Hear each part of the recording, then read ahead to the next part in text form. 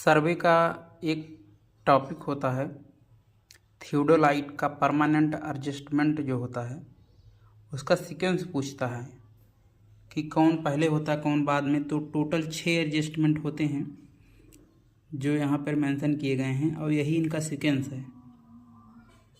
तो कई बार इंडिविजुअल पूछ लेता है इंस्पायर टेस्ट में क्या किया जाता है, प्लेट लेवल टेस्ट में क्या किया जाता है, और कभी कभी सीक्वेंस पूछ लेता है।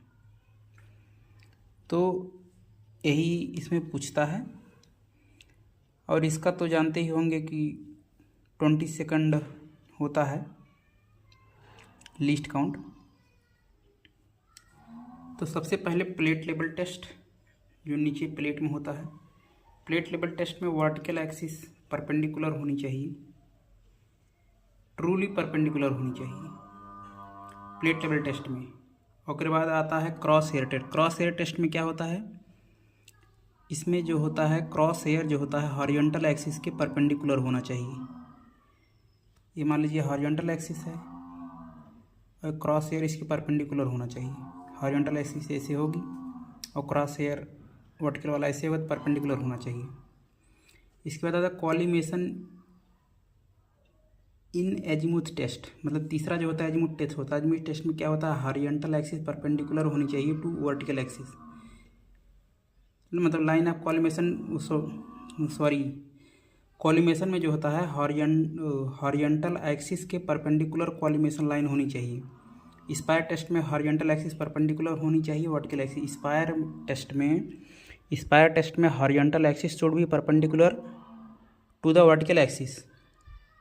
4 हो गए, बाकी जो 2 बचे हैं वो यहाँ जो साइड में बना हुआ वर्टिकल एक्सिस इससे रिलेशन होता है।